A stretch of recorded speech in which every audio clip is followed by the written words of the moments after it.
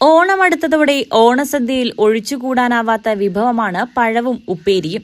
ജില്ലയിൽ നേന്ത്രക്ക ഉൽപാദനം കുറഞ്ഞതോടെ ഓണ സീസണിൽ വിലയിൽ കാര്യമായ വർധനവാണ് ഉണ്ടായിരിക്കുന്നത്. കിലോഗ്രാമിന് 70 മുതൽ 75 രൂപ വരെയാണ് കൃഷിക്കാർക്ക് ഇപ്പോൾ ലഭിക്കുന്ന വില. ഒരു മാസം മുൻപ് വരെ 45 രൂപ വരെയായിരുന്നു ലഭിച്ചിരുന്നത്. ഇതോടെ പൊതുവിപണിയിൽ പഴത്തിന്റെ വില 80-ന് മുകളിലാണ്.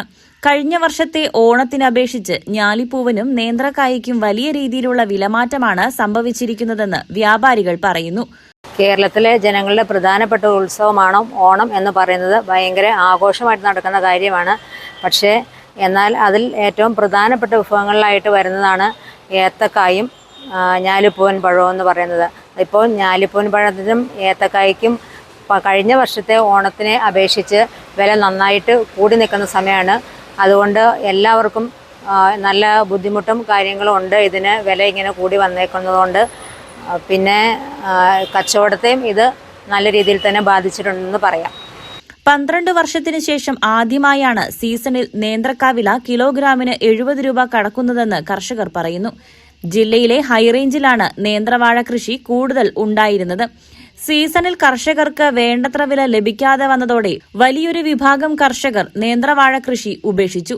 ഉൽപാദനം ഗണ്യമായി കുറഞ്ഞതാണ് ഇപ്പോഴത്തെ വില വർധനവിന് കാരണമായി പറയുന്നത്. കാലാവസ്ഥാ വ്യതിയാനം മൂലം വയനാട്ടിൽ നിന്നും വേണ്ടത്ര നേന്ത്രക്കുലകൾ ലഭിക്കുന്നില്ല. ഇതോടൊപ്പം തമിഴ്നാട്ടിലെ മേട്ടുപ്പാളയം ഉൾപ്പെടെയുള്ള സ്ഥലങ്ങളിൽ നിന്നും നേന്ത്രക്കായയുടെ വരവ് കുറഞ്ഞതും വില വർദ്ധിക്കാൻ കാരണമായി. നേന്ത്രക്കായ എന്നതുപോലെ തന്നെ ഓണത്തിന് വിശേഷപ്പെട്ടതാണ് ഞാലിപ്പൂവൻ. ഇതിനും കിലോഗ്രാമിന് 65 രൂപ മുകളിലാണ് വില.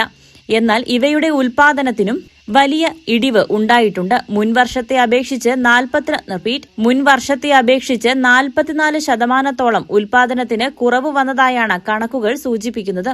News bureau, Adimali.